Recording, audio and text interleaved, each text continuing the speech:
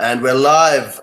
This is Austin from ImportantCool with Mark, one of our early patrons. I was saying before we started this to my wife, who's also an ImportantCool, that really, Mark, you're the kind of patron we want because for a start, you're an ongoing patron, which is a regular contribution, and secondly, you're a legit news junkie who's actually engaging with the content a lot when it comes out, so thanks for that. Oh, it's good to see this kind of organisation come together. I'm very happy to support it in any way I can. Okay, great. That's what we like to hear. Obviously, the deployment of the sort of actual sort of software innovations has been very slow. When we started, we kept getting more journalists who wanted to join the project and not enough technical people. Until now, our technical people have been journalists with some, technical capacity on the side, so to speak. But now, just recently, we've actually had someone come on board from the Coop Monitor organization, who I've sort of reported. I've reported on Egypt and used their data before, and they became interested in ImportantCool through that, I think. But anyhow, the Coop Monitor is a sort of trying to produce infographics about what's going on in Egypt. And one of their blokes is also into the open source movement. He's now taken it upon himself to help us build some of the software tools we want to use to make journalism more transparent, and they're all going to be open source as well. So that, and other we're discussing what license to put them under to make it available to other sort of non-profits and independent bloggers and stuff. So I mean that seemed to us an obvious fit with our open source. The open source community seemed an obvious sort of fit for our ideology and our approach. Does that seem apt to you? I think it's the way to go, certainly. I also think maybe look at other platforms that are out there, such as Checkdesk and things like that, and think more about. Let me pull that up immediately so I don't forget. What's this called? Checkdesk. That's actually Checkdesk. Yeah. Desk. Okay. And that's actually open source software that's intended for the use of journalism. It's probably not exactly what you want, but the fact that someone's built a platform there, you can maybe adopt it and make changes to it rather than think about going from the ground up. 5 open source help desk apps to watch. I'm having trouble finding it. Do you have a link? Could you find it for me and send it in the chat here? Yep, I can. Yep, fine. That'd be awesome. So yeah, what we're trying to do is the minimal amount of work possible, and use what already exists as much as possible. Part of the philosophy is just to be before I get into that, but what we're doing first is focusing on the journalism transparency software. We wanted the next stage after that will be building software which will allow patrons like you to vote on the budgets, on how the money is spent at ImportantCool, which stories get funded. However, there's not really, at the moment, there's such a small body of patrons that we can communicate with them like this directly.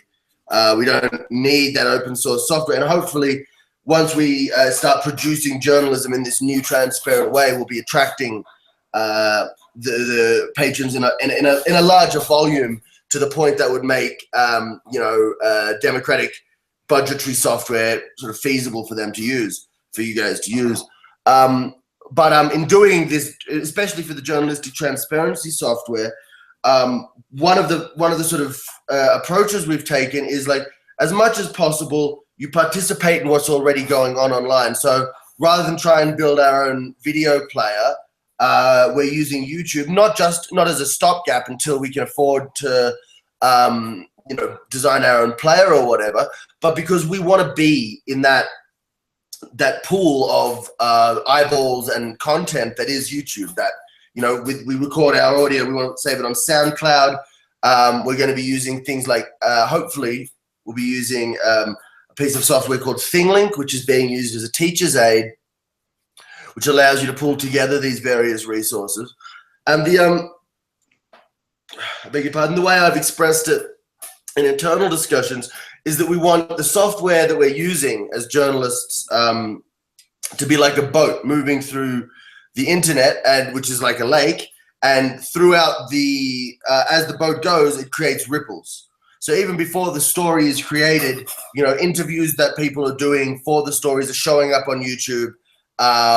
Images that they're taking are showing up on Flickr or some other imaging source. We've just been using WordPress for image hosting until now, but we probably want to go beyond that in this automated way. So the journalists just going through doing the actual research work, but as they're doing that, they're you know, they're creating content in these other websites, which are off ImportantCool.com, and then the final product pulls all that together on ImportantCool.com as a rich multimedia story that people can look at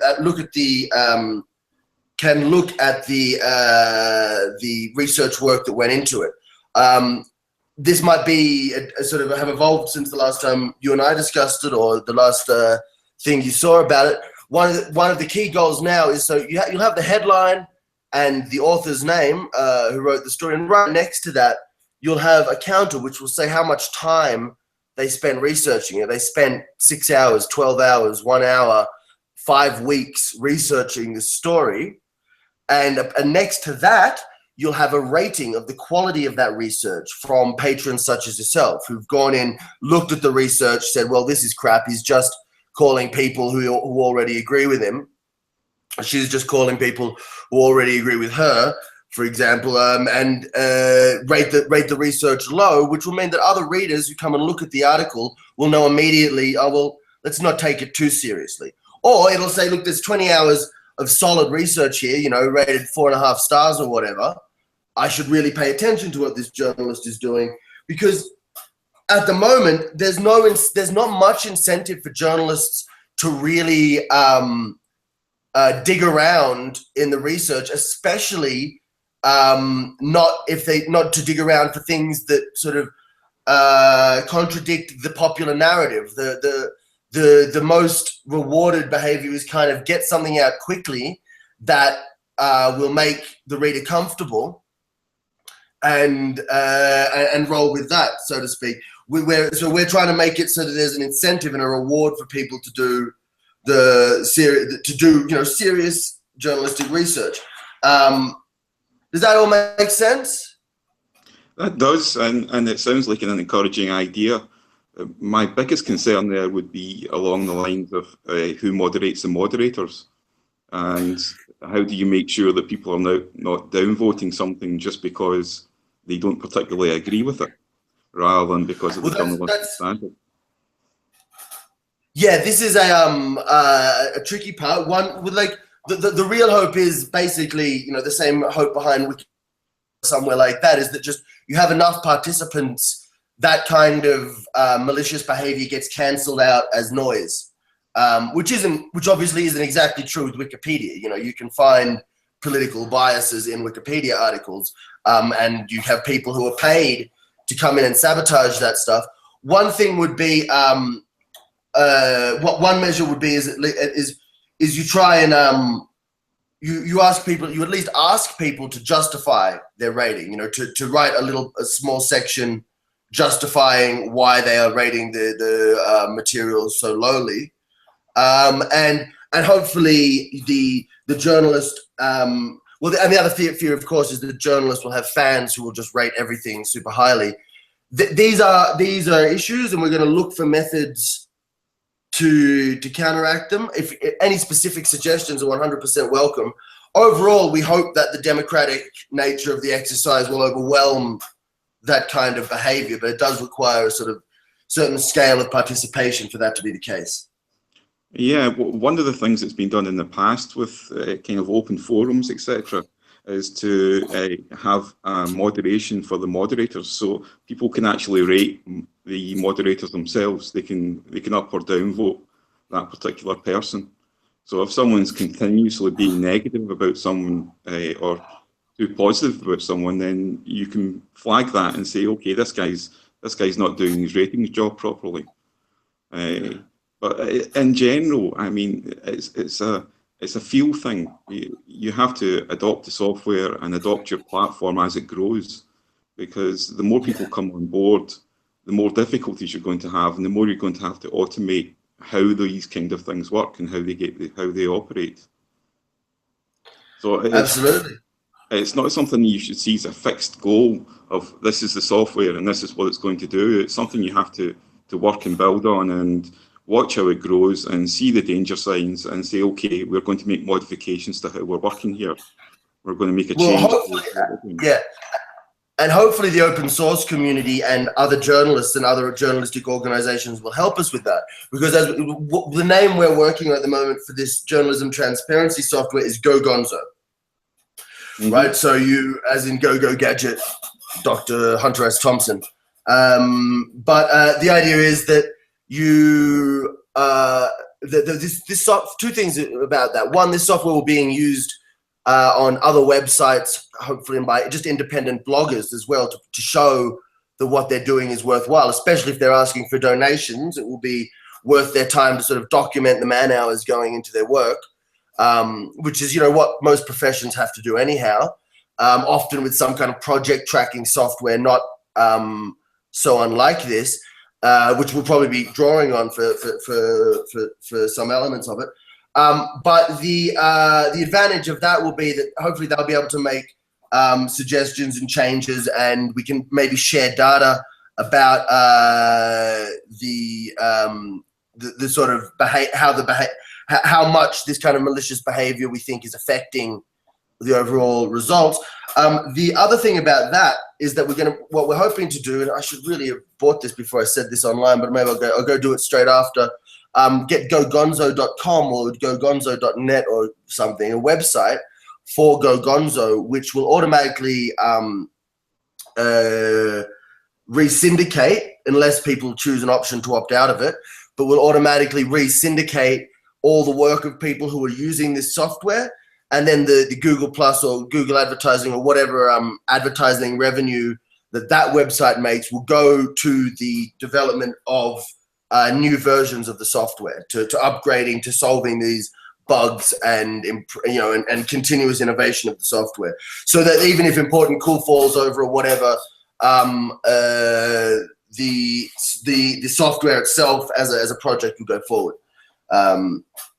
That's the sort of vague overall strategy for how we're going to deal with this.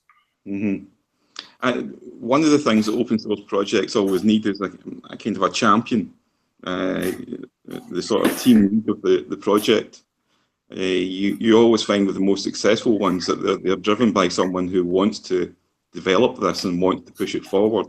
And even if they don't maintain that lead, over the whole lifetime of the software, they're essentially in building up and getting other coders involved. So I think when you look at getting technical people in, look at someone who is really keen on getting this job done and wants to drive it forward and wants to lead the group. Because, in general, having open source, okay, you have many people contributing to it, but you need someone that says, this is a good change, this is a bad change at the end of the day. You have to have some sort of hierarchy there, and then the person that's in the lead needs to have the dedication to keep on doing that. Well, we've definitely got an excited, dedicated team of people behind the idea, including myself and including a person who's a professional archivist, which is a huge benefit. She works for government libraries and stuff, organizing information in a way that conforms to sort of archival standards, but also moves it forward into a digital arena. So we've got quite a good conceptual team behind it. What we haven't had is the technical, the actual people who can write code and really do the whole thing, which obviously is key. We've just taken on board a new volunteer, a guy called Mohammed Sami, who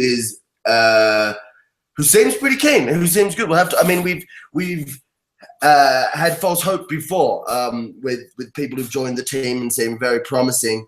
But he seems to be helping us get beyond that conceptual stage towards a legitimate product. But of course, that's minimum months away. With only at the moment, we've only got one real technical person doing it. The rest of us are sort of offering advice and conceptual direction. So, but I mean, what there may be at some stage this is one of the reasons to have that separate Go Gonzo website and see if it can generate any revenue, because there may be a separate, some kind of NGO or board that takes over running that to be dedicated to the software. At the moment, though, it's going to be ImportantCool that's championing the use. We're going to be the first monkeys shot into space, so to speak. Mm-hmm. Oh yeah, you're definitely going to have to find that technical lead, though. That's the key person I think you're missing from what you're saying at the moment. Absolutely. Well, I hope we found him.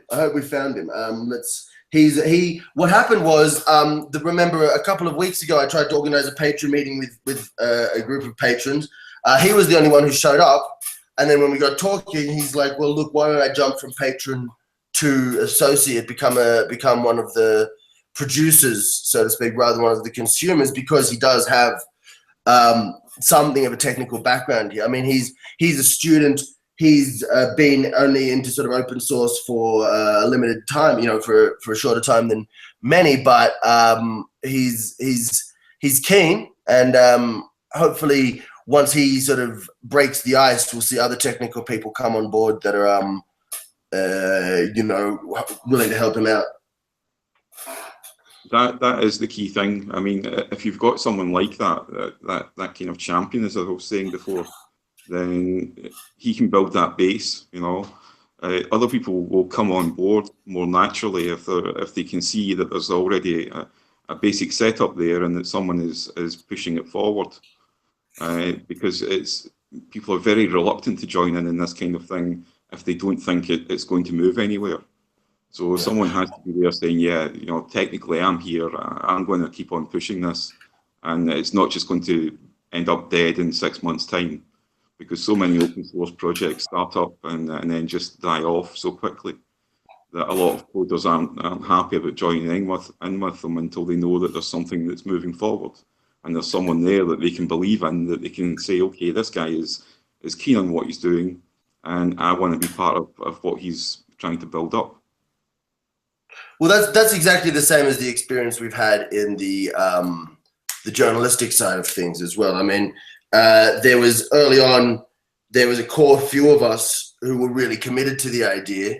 And I think the fact that there was that sort of people willing to take a leadership role and sort of take some responsibility for actually making it happen made it easier for other people to have who didn't want that high level of responsibility. It made it easier for them to come in and participate to the level they were able.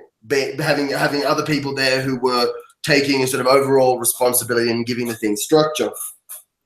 And at the same time, for the first year, we had a complete consensus model where any member of the group, more than the first year, we've moved to majority-based decision making now as the group expands. But for the first year, and especially before we had a legal structure, everything was done by consensus. So that we did have leaders, but they all they got was extra work. Really, they didn't have any power. All they had is just sort of responsibility to fill in the gaps where no one else stepped forward. And so we're starting to see that same. Hopefully see that same kind of dynamic happening on the technical side. Of course, the journalists are just a dime a dozen. There's so many, part-time bloggers floating around the net that we were easier to sort of round up. Yeah, there's definitely enough bloggers in the world. Yeah. I think it's interesting when you talk about the structure and how it's evolved from a kind of horizontal thing into a more hierarchical thing. That's really something that people say, okay, we don't want hierarchy, but at the end of the day, there has to be some sort of structure and formation there. Otherwise, things just don't work. They don't move forward.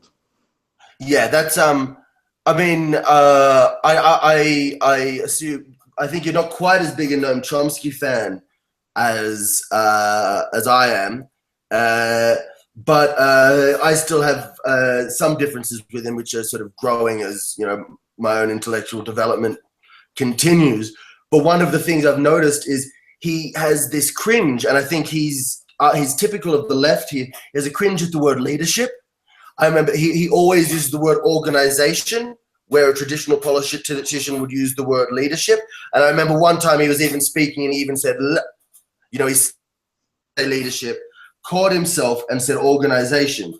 And there's a tendency on the left, I think, which comes from a weird mix of places. It comes from not wanting to critique too much the sort of democratic centralism of the Soviet Union or places like Cuba that the left has wanted to support historically. And it also comes from a sort of a sense that if people's hearts were in the right place, the system wouldn't be too important. So there's been a sort of a tendency to avoid spelling out exactly what the leadership structures would be and just say, oh, it's easy. You delegate someone, and if they're no good, you recall them or something like that, without getting into too much of the actual nuts and bolts of it, which I think holds us back. So you and I have had previous discussions about the idea of sort of real-time, liquid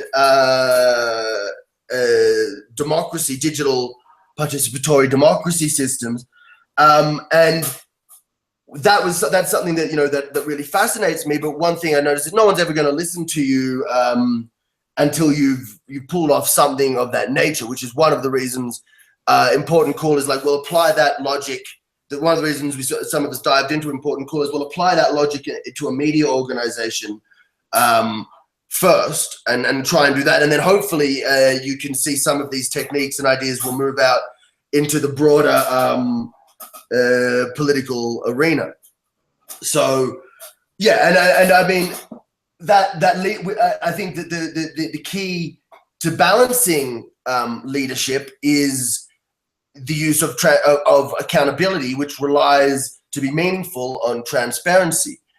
And those are the principles we're trying to apply to the media organization ImportantCool, but we hope that they'll be adopted well beyond there.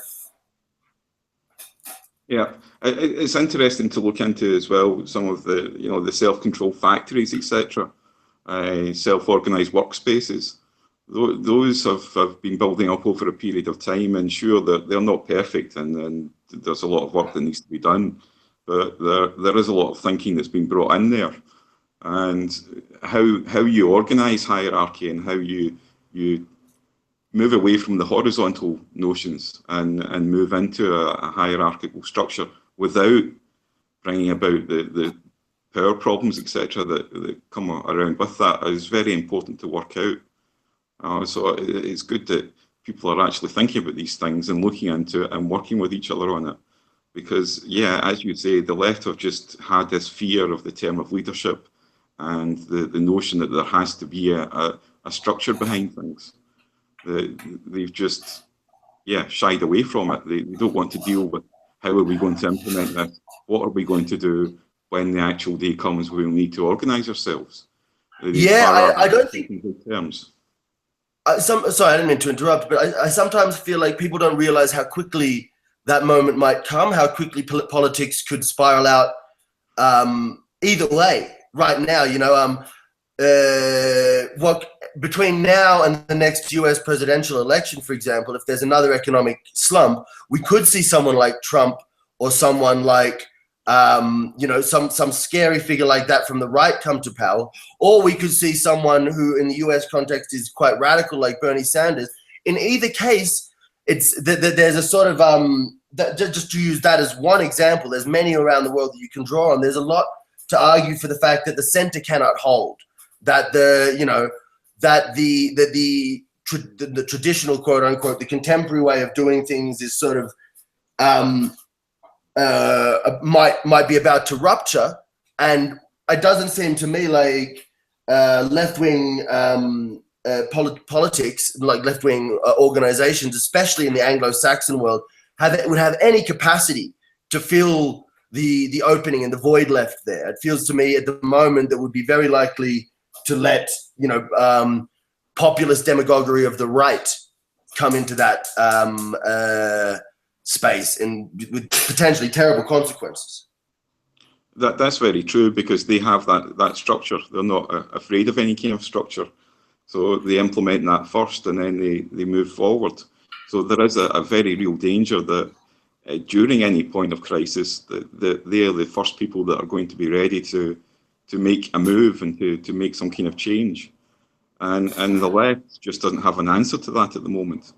And it desperately needs one. You can see it in so many organizations that pop up and break down in internal debates and discussions and fallouts, etc. It's People's Front of Judea. Yeah, that is it. That we end up, we get together and we have some good goals, but we end up arguing amongst each other and having no sense of structure that is going to, not to lend itself to pure leadership, but to lend itself to a better cooperation and a better way of moving forward. You have to have that structure in place, or you're just going to end up bickering with each other. You're not going to end up communicating. Yeah, we need a way to turn, the diversity and the to handle the diversity in a productive way, so the diversity of the movement becomes a strength, not something that splits it and splits it and splits it. And there's other topics that feed into that. Where you can't include everybody. This is something that you've probably seen in my recent Twitter debates. I've decided to just sort of disassociate myself from those elements of the left that are still intent, for example, on defending Syria or defending Putin as some kind of anti-imperialist. I'm critical of Western aggression towards Russia because I don't want conflict.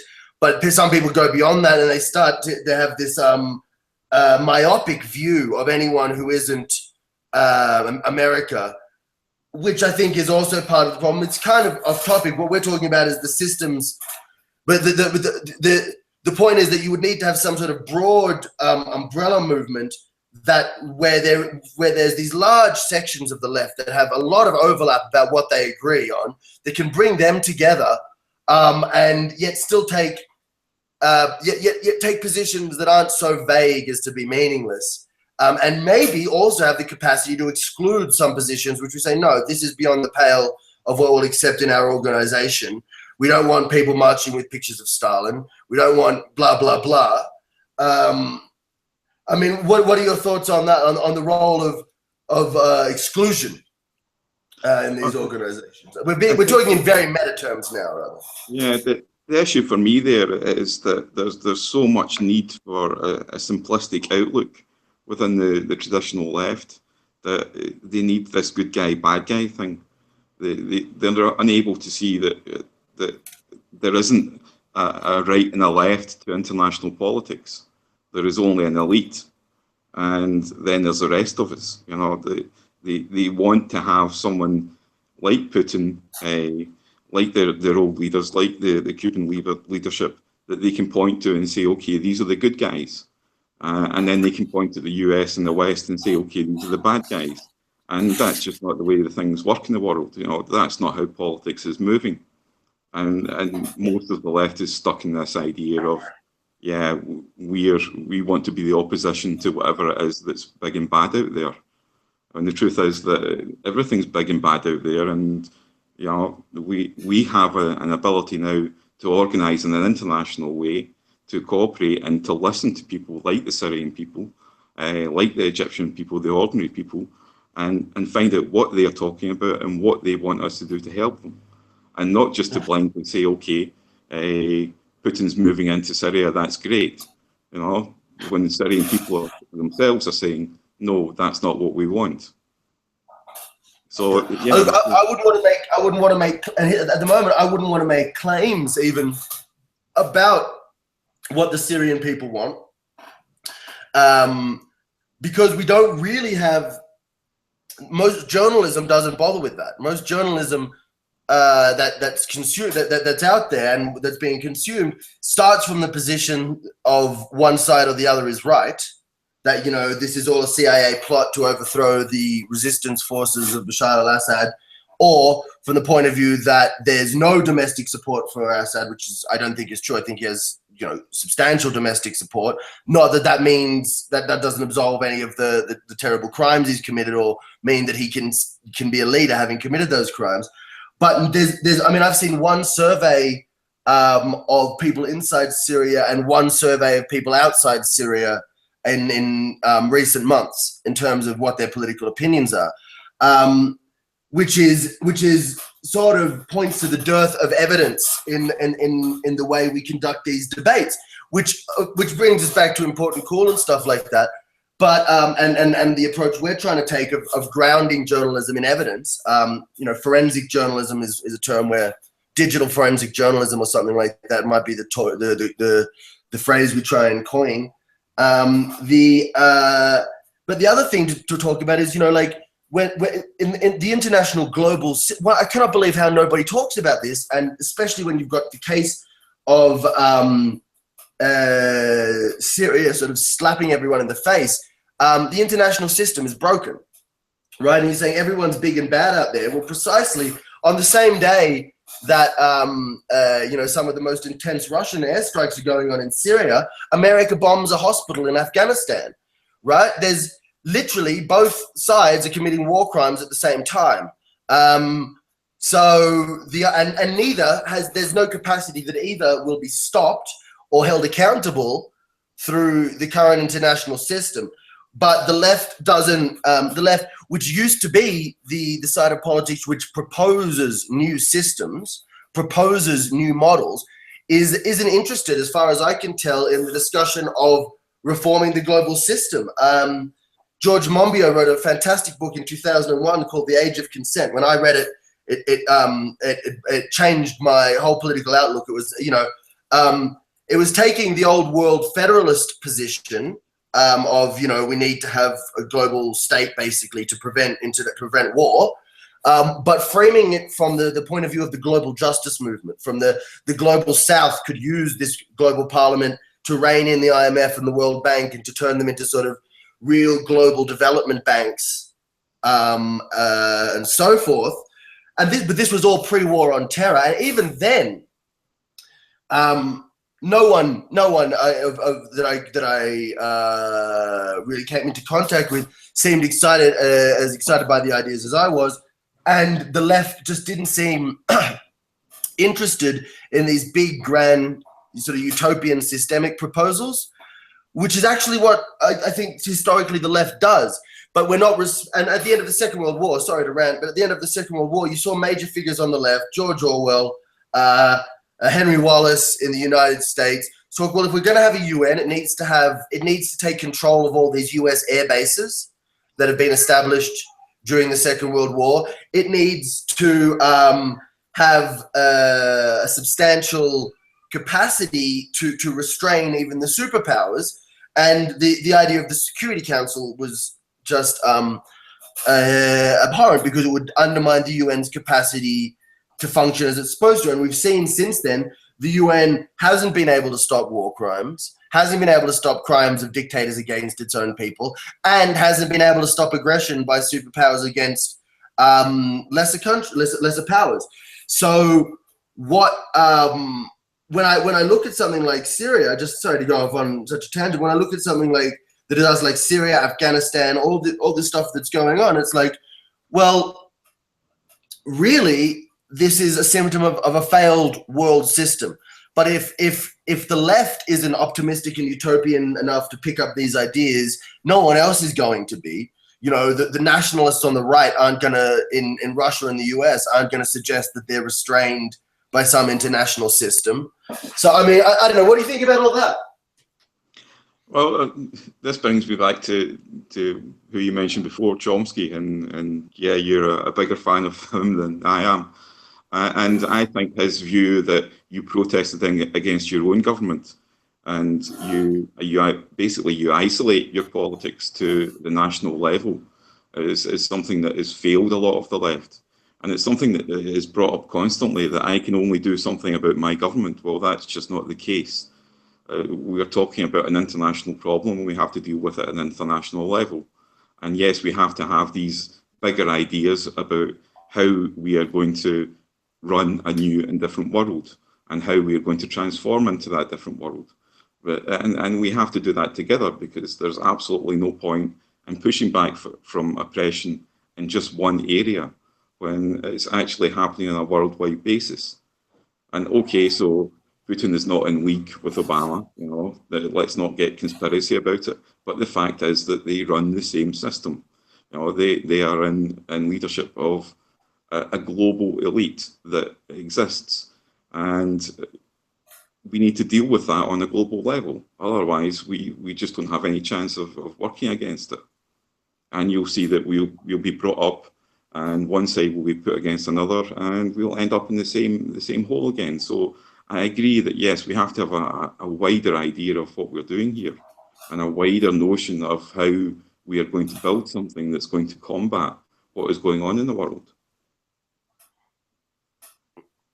The hard part is, of course, is always where to start, and as grandiose as the ideas have got, it might sound a bit ridiculous, but for me, the place to start is with building building ImportantCool. That's what I've decided I can do to make a difference, is try and set up a sort of experimental news organization which would embody some of the principles which I think democracy is going to have to sort of assimilate and annex. Democracy is going to have to incorporate ideas of transparency and sort of real-time accountability into its functioning, and we're trying to sort of develop that at ImportantCool, starting with the transparency. So starting with the transparent mode of operation for journalism.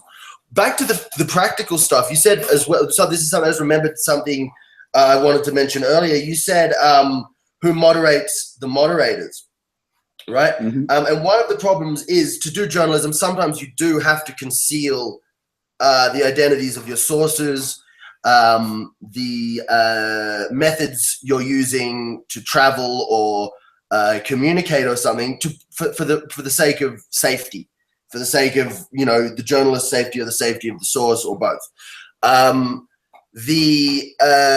So there will have to be some level of redaction, and we use the word redaction rather than censorship quite specifically. Mostly, hopefully, it'll be, the vast majority of it will be temporary redactions for a number of years, so the real information will come out.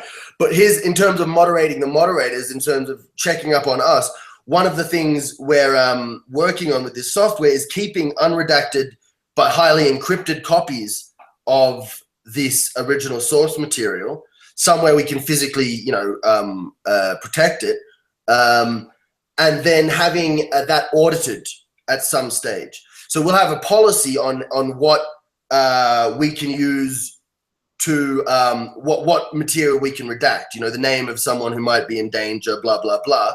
And then what we'll have is a group of, ideally we would, this is, you know, down the track when we're a bigger organization, what we do matters more, get people from, say, the Electronic Frontiers Foundation, from Reporters Without Borders, from some kind of independent and respected journalism organizations who can review the redacted material, and without going into specifics, confirm that yes, this material fits with the policy that they've stated publicly. They aren't using redaction as a means of hiding evidence that doesn't support their thesis. They aren't using redaction as a way of making their sources seem more credible than they really are, because that's a real problem.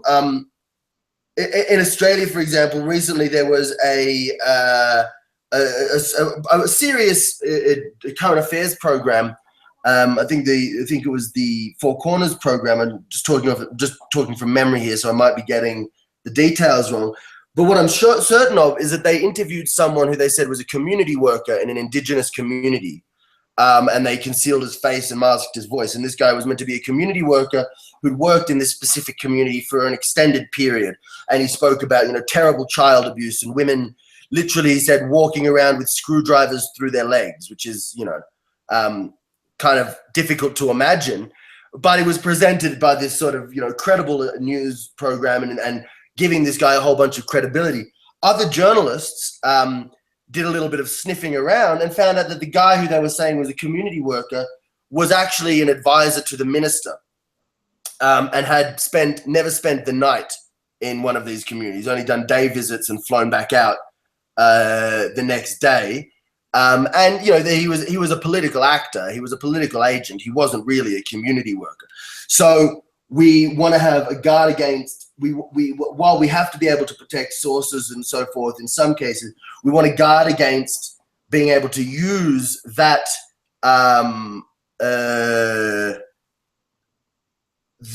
that methodology to conceal the sources in a sort of nefarious way, like that. Do you have any thoughts on that? Organizations you think would be good to look to, or?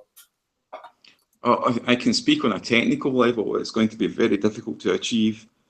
I mean, the basics of it are, if you want to keep it secret, keep it offline, because no matter the encryption or whatever protection you think you've got, someone is always going to be able to get in there and break it somehow. So yeah, on a technical level, it's a pretty difficult idea to put through and to make work successfully. Would the solution be that the journalist stores it offline physically themselves? Yeah. That they have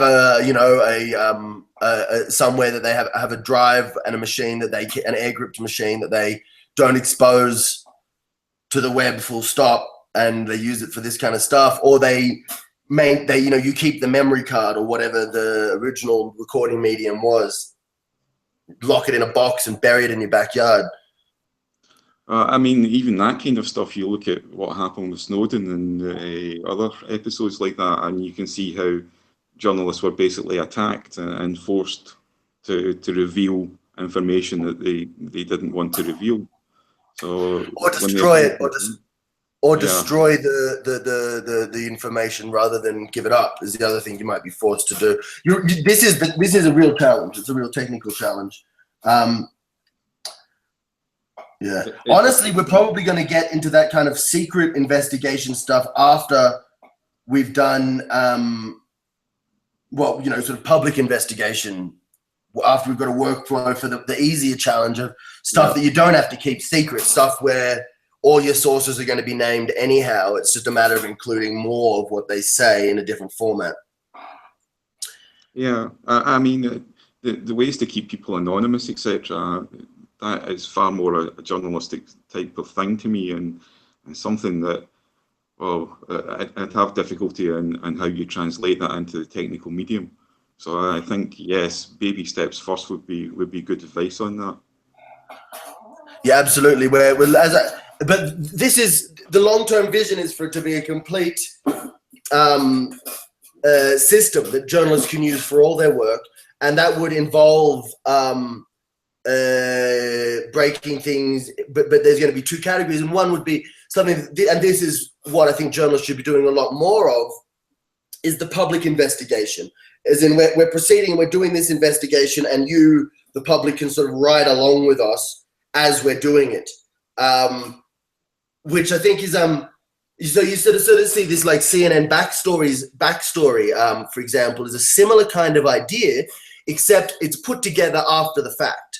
It's put together in the editing room after they've done the story. They make their behind the scenes making of thing. This all happens at the other way around. The making of is visible as it's happening, and then the final version is comes after that, the sort of polished version. The but yeah, and then after we've developed that functionality, we'll worry about secret functionality and things of that nature. Yeah, what you're trying to do is definitely very interesting, and not just from the point of view of changing journalism, but also the self-organization, and as you were talking about before, on the level of politics, how we make transformations. Well, one of the key ways to do that is to show and prove that we can organize in a different way, and that we can organize in a way that's better than what exists currently, and still have structure and still make things function. So yeah, this is why I'm very interested in ImportantCool as a project, not just from the journalistic aspect, but from the organizational aspect.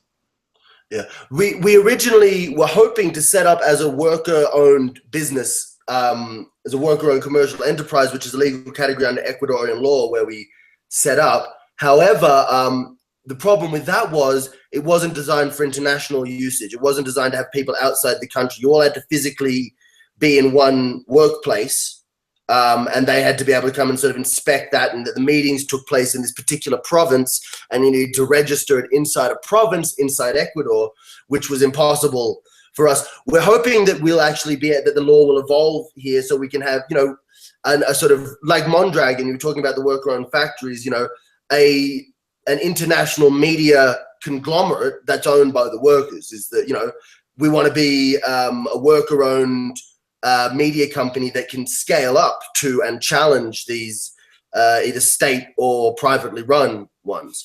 That's the long-term goal. At the moment, our base legal structure is an NGO registered here in Ecuador, which then owns a company in Australia which conducts the banking services, just because online banking is a lot easier to do from there. And so, but these are just sort of placeholder structures. Hopefully we'll find a legal structure in the future and reincorporate in a way that really reflects that democratic worker-owned thinking. And for example, and this ties back in with the idea of leadership, we do want to have editors, right? But the editors in our situation, in our case, won't choose the stories. Either the journalists will, when there's no budget, when it's just a blog that they're going to write. The journalists can choose whatever they want to write, and the editors are obliged to help them. Or later on, we'll have, when we have more of a budget, we'll have votes where the patrons will determine which stories get budgeted and how much they get, how much budget they get to do it.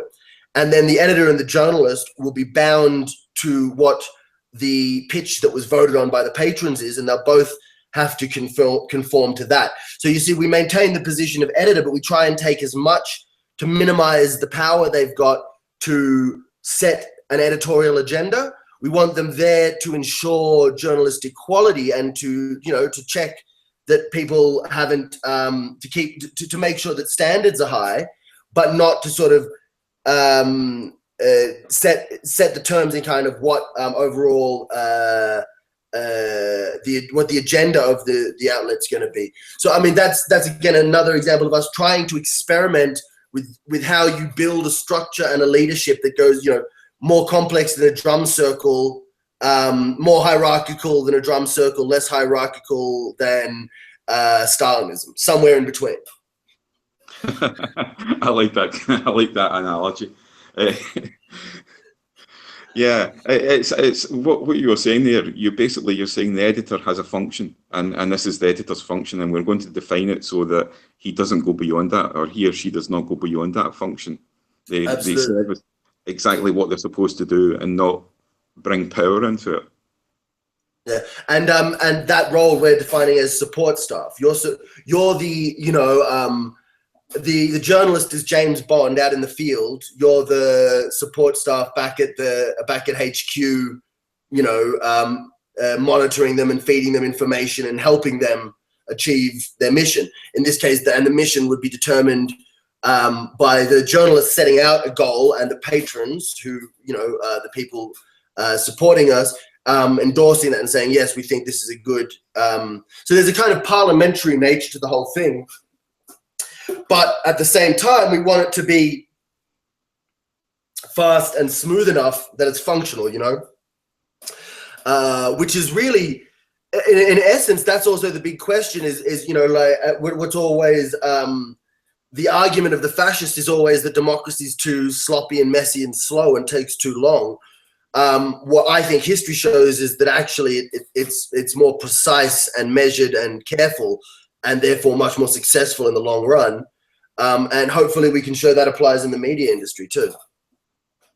Yeah, it is one of the key problems you're going to have, though, is you're going to have people like myself that are interested, as you said before, a news junkie, you know, and widening that out is going to be important to do, making sure that it's not just the news junkies and the people that you'd expect to follow Important Cool to get involved, but that more people are going to do that, and you have to have the right platform to make sure that they can do that in an easy way, a quick way, so that it can be part of their lives, it can be part of something that they're interested in, but it doesn't have to dominate all their time to take part and to participate.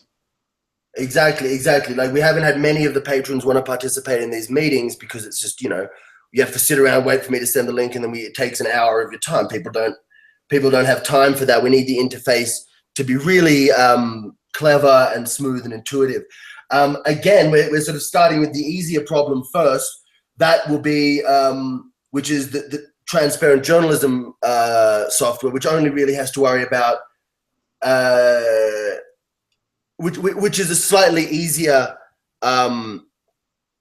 thing to build, I hope. Of course, I'm not going to be the one building it, so what do I know? But that seems to be what the technical people on the team believe as well. But yeah, so that's the first goal is Go Gonzo, is what we're calling the journalism transparency software. But that's going to have to plug into the second goal, which is the engine room. So people who are patrons, people who support us with either money or with social media accounts that they donate, that's important because we want people with no money to be able to participate as well. People with minimal income to be able to, as low as possible, to be able to participate. Of course, if they're too poor to be accessing the internet, then they can't participate in a digital journalism project at all. And that's a broader issue of access that we can't really solve. Kind of need that utopian global left that we were talking about earlier on that front. But the idea is that the engine room will be the software that allows editorial and budgetary decisions to be made democratically, and does so in a really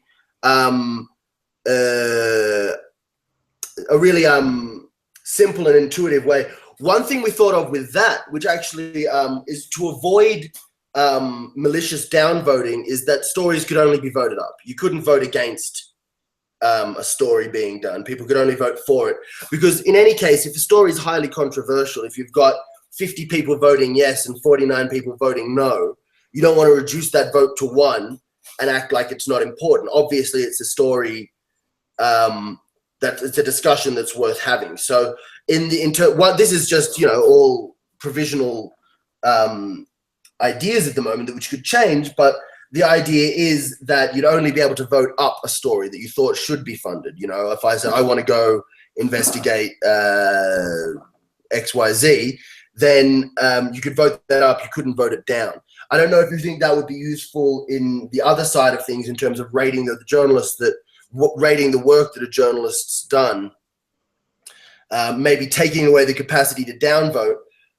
You know, like, this is why Facebook doesn't have dislikes. Do you have any thoughts on that from a technical or philosophical point of view?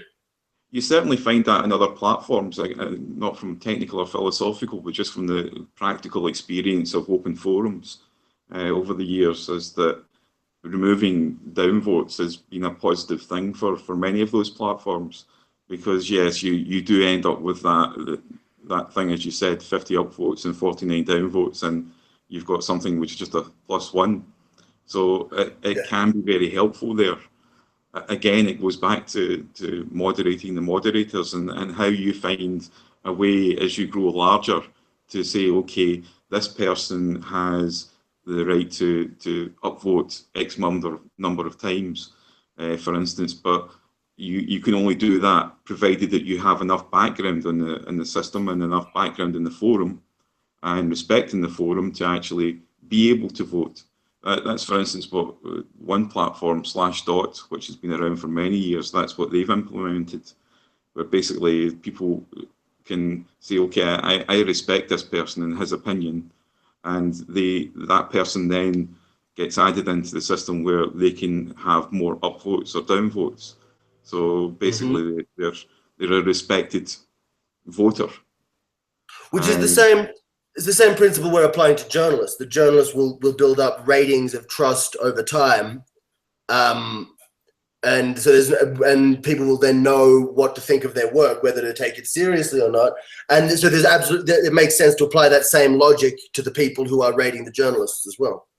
yeah, that's exactly it. Is that you have a way to rate those people who are doing the ratings, and so that people know that, well, this person is someone that I respect. Whenever they've said this is a good story, I've read it and I've agreed with it, and they can then say, okay, I'll +1 that particular moderator. So yeah, it's a self-healing system essentially is what you're looking for. Absolutely, absolutely. There's two sort of thoughts off the back of that. One is that I'd love to run past you. One is there's a debate, and I really don't know where I stand on this, about whether you let, and it depends especially on where we are as an organization and how many patrons we have, on whether you let anybody set up an account to rate the material, or I think from the discussion we've just been having, you're pushing me in the direction of no, you only let the patrons, you only let people who've committed to the organization in some way have a vote on the rating of the material. For example, because those people will either have given us a credit card number or a verifiable social media account that we can check it's actually a real account with real followers.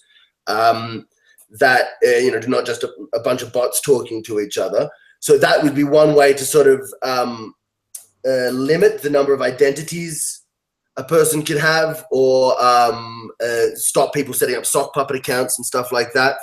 The other thing, and it's related, is what we were talking about as well, is giving the patrons some degree of autonomy and self-organization. That we would, rather than us setting up the whole framework for how they interact, that there would be some degree to which patrons themselves discussed and decided that, which is also us just pushing the work onto other people. But I don't know, what do you think? I think, on your last point there, I think that's important, that there's some form of input into the structure and how the structure is formed. But again, you have to go back to this thing of taking leadership, and sometimes someone has to make a decision on it.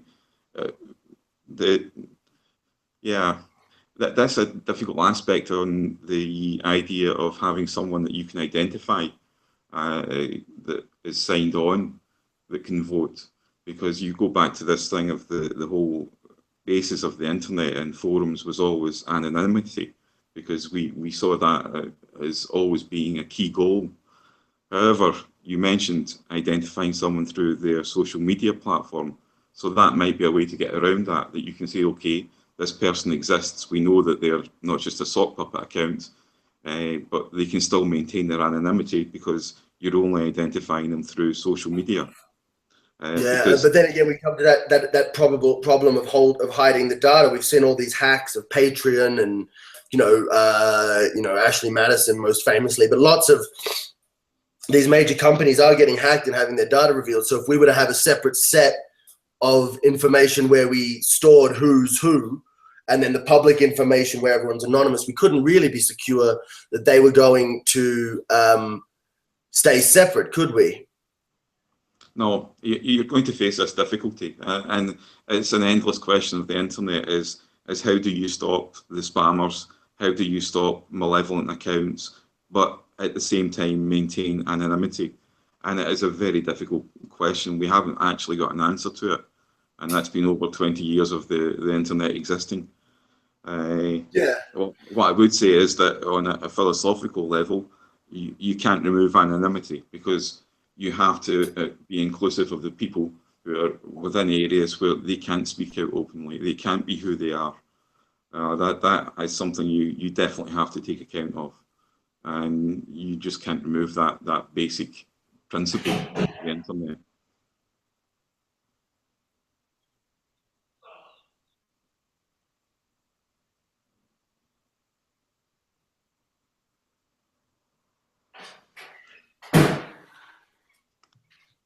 I'm sorry, I think I lost you for a little bit there, just after something about anonymity, about that you need that anonymity for people in, you know, repressive regimes and so forth. Exactly, yeah. I think that's a principle that you have to find some way to stick by. And it is going to be a very difficult thing to do. But it is something that has to be there. You know, people have to have a way of contributing without revealing their identity, because there's always going to be someone that's going to come and jail them in some place, you know. Yeah, absolutely. Especially when we're trying to do reporting on, you know, the reporting on the most important stories will often involve working in areas where people are unsafe. That's sort of the nature of the business. So there's a lot of difficulties, but you know, we've one thing that's encouraging about ImportantCool is that, you know, we've been at it for, actually is the fact that we've been at it for, you know, a couple of years now, and we haven't had the dramatic results we all dreamed of at the beginning. Yet the team has stayed committed and stayed focused on the project, because, you know, there's a fairly deep belief in the principles behind it, and the fact that there are people like you out there who understand those principles and who want to support it is very encouraging. Is very encouraging for us. And in terms of self-organization, we hope that people of the patrons, we hope that people like you will, especially as we go forward, creating a proper forum and a platform for it, will take an active role in leading that internal patron discussion, because we do want you guys to have a sense of agency and autonomy distinct from the media producers. You're the guys, you're our bosses, so to speak. Oh, it does sound good. And I think, yeah, we've talked a lot about the problems that you're going to have, but the only way you overcome these problems is by moving with them, you know, and by trying to do what you're doing, which is set something up and get it working. Yeah, you're going to have problems all along the way, but hopefully you're going to get through them. And I think the fact that you've got a real dedicated team of people there that are keen on these ideas, and it's a philosophy that people can get behind, that's going to take you forward. That's a very nice, optimistic note. Shall we end it there? Is there anything else you'd like to discuss before we wrap up, or should I let you get on with your day? I think I'll get on with my day. I've got my dinner waiting, so I'll say goodbye to you tonight. Okay, thank you so much for your time, Mark. Enjoy your meal, and I hope we'll speak again soon. Cheers. Good talking to you. Bye.